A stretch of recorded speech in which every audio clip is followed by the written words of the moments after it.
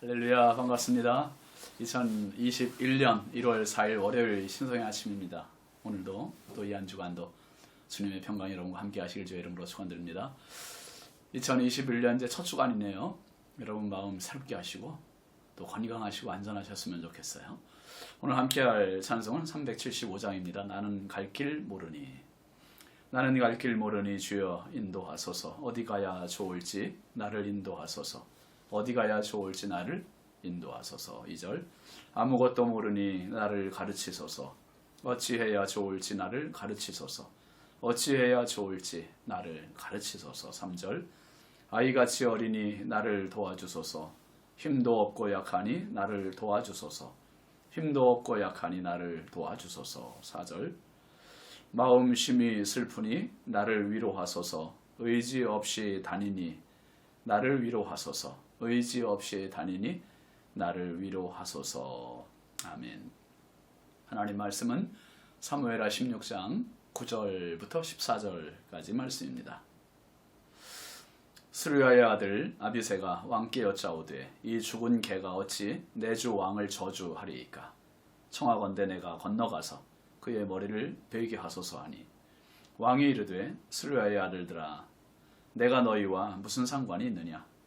그가 저주하는 것은 여호와께서 그에게 다윗을 저주하라 하심이니 내가 어찌 그리하였느냐 할 자가 누구겠느냐 하고 또 다윗이 아비새와 모든 신하들에게 이르되 내 몸에서 난 아들도 내 생명을 해하려 하거든 하물며 이 베냐민 사람이랴.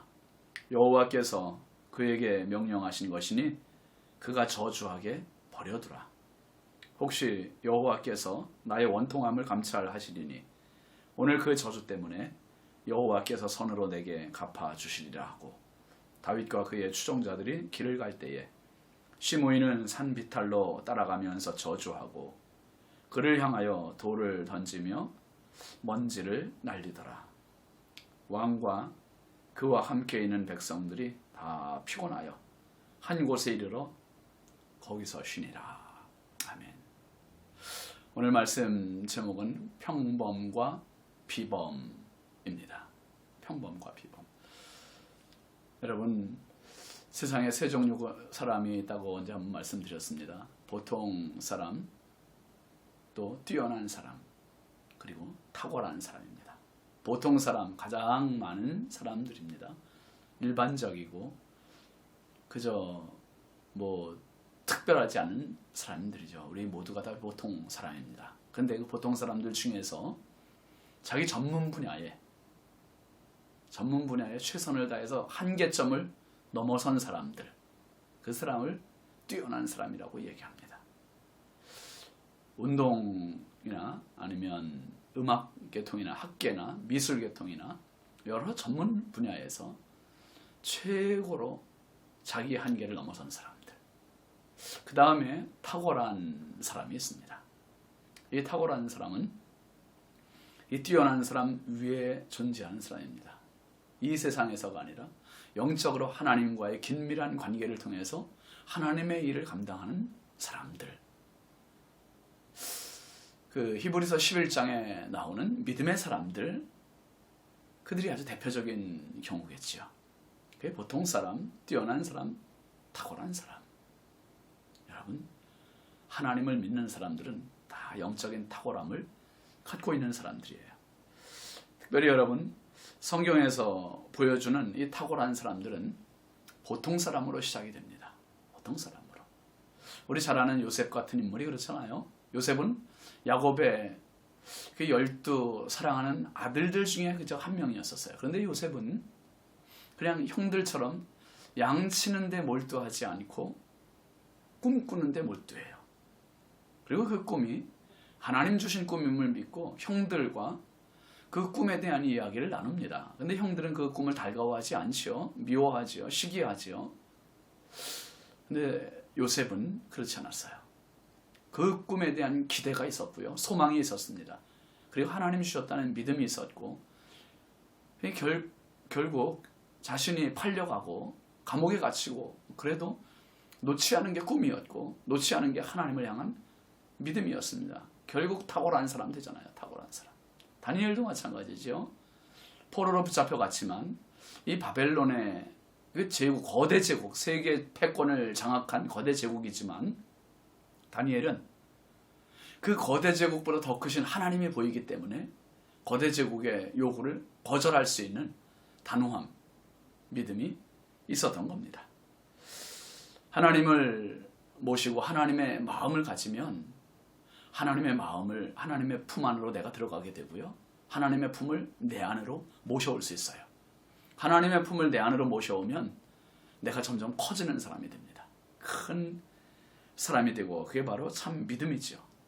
여러분, 시므이가 다윗의 가는 길에 계속 따라오면서 저주하잖아요. 저주를 퍼붓는데 그 저주가 얼마나 스트레스가 되겠어요. 그러니까 요압의 동생 아비새가 나서서 감정에 불을 질러버려요.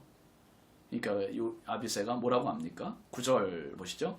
스루야의 아들 아비새가 왕께 여짜오되 이 죽은 개가 어찌 내 주 왕을 저주하리이까. 청하건대 내가 건너가서 그의 머리를 베게 하소서 하니. 여러분, 철책선, 우리 휴전선 가보면 지금은 이제 뭐 철거했다고 하는데요. 남한과 북한에, 남한에서는 대북방송, 북한에서는 대남방송, 비방전을 합니다. 비방전. 계속 비방전. 그게 아무것도 아닌 것 같은데 심리적으로 굉장한 위축과 스트레스가 되는 거예요. 그 대북 방송 때문에 탈북하는 병사들도 있었다고 해요. 그리고 지금은 뭐 이제 대북 그 전단 날리지 못하도록 금지법을 이렇게 만들기도 했지만은 이 삐라도 북한으로 날아가면 북한 사람들 그것이 스트레스가 된다는 거예요. 그것이 스트레스가 돼요. 이게 비방하는 거, 욕하는 거, 저주하는 거, 이건 사람들에게 심리전입니다. 심리전. 굉장한 심리전이에요. 그 다윗이 이 분개하는 아비새를 향해서, 사실 다윗도 왜 그런 마음 안 돼? 왜 스트레스 안 되겠어요? 그런데요, 다윗이 이렇게 이야기합니다. 10절 11절 말씀 보면 왕이 이르되 스루야의 아들들아 내가 너희와 무슨 상관이 있느냐. 그가 저주하는 것은 여호와께서 그에게 다윗을 저주하라 하심이니 네가 어찌 그리하였느냐 할 자가 누구겠느냐 하고, 또 다윗이 아비새와 모든 신하들에게 이르되 내 몸에서 난 아들도 내 생명을 해하려 하거든 하물며 이 베냐민 사람이랴. 여호와께서 그에게 명령하신 것이니 그가 저주하게 버려두라. 참, 다윗이 뭐 귀가 먹은 사람도 아니잖아요. 뭐 낙천주의자도 아니에요. 믿음의 사람이기 때문에 이런 말을 하는 거예요. 하나님께서 그에게 저주하라고 하신 거니까 내버려 두라는 거예요. 그러니까 그 저주하는 모습, 저주하는 소리를 통해서 다윗은 누구를 보는 겁니까? 하나님의 음성을 듣는 것이고 하나님의 모습을 보는 거예요. 하나님 앞에니까 겸손해지는 것이고 그 말을 들을 수 있는 겁니다. 다윗은 저주하게 버려두라, 그렇게 버려두라.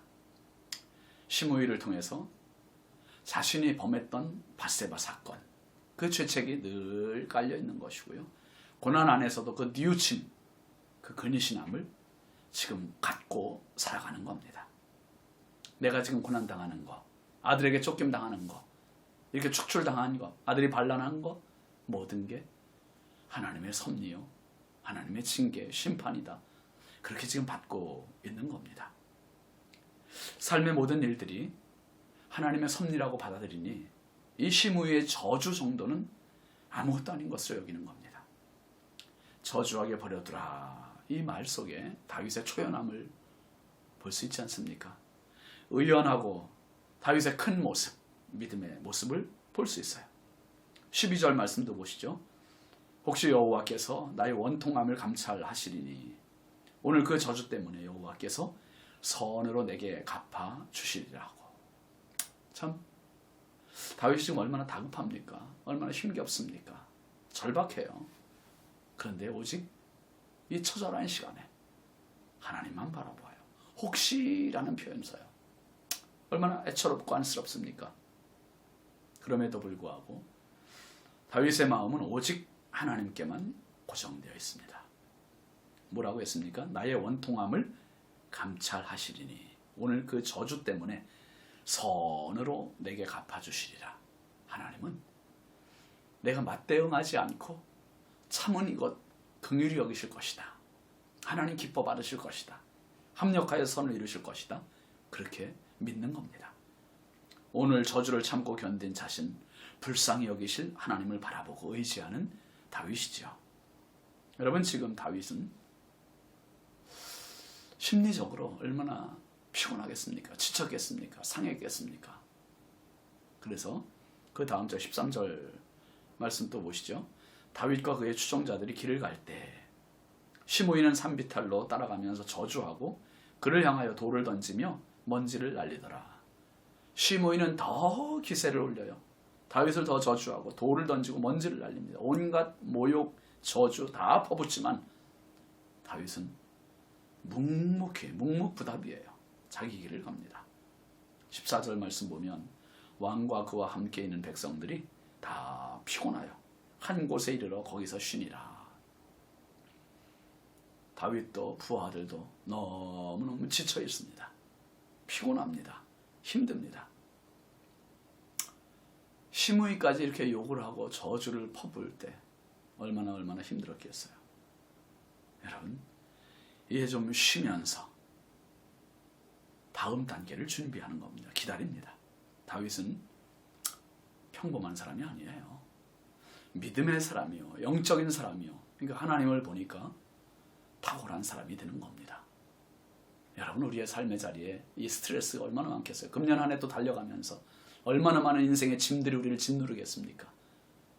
그 속에서 하나님의 음성을 듣고 그 속에서 하나님의 모습을 보고 하나님의 섭리를 깨달을 수 있다면 우리는 보통 사람을 넘어선, 뛰어난 사람을 넘어선 탁월한 사람, 비범한 사람, 큰 사람, 믿음의 사람 됩니다. 여러분, 이 한 해도 한번 그렇게 살아봅시다. 부족한 저도 한번 그렇게 살려고 늘 몸부림쳐요. 노력해요. 기도해요. 여러분, 하나님과 더불어 이 한 주간, 하나님과 더불어 이 한 해, 그래서 평범함에서 끝나지 마시고 비범함까지, 여러분, 하나님께서 우리를 이 땅에 주신 것은 하나님의 사역자로, 사명자로 주셨습니다.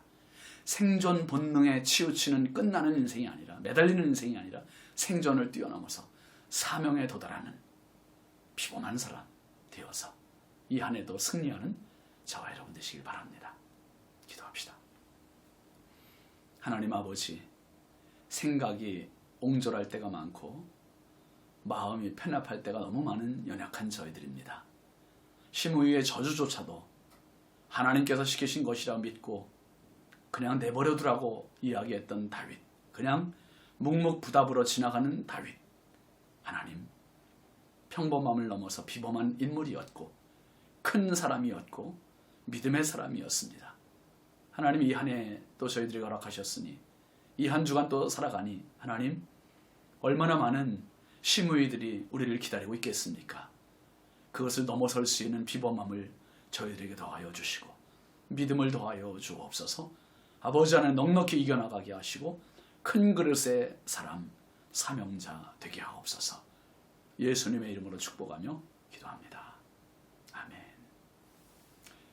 이 한 주간도 주님과 더불어 승리하십시오. 감사합니다.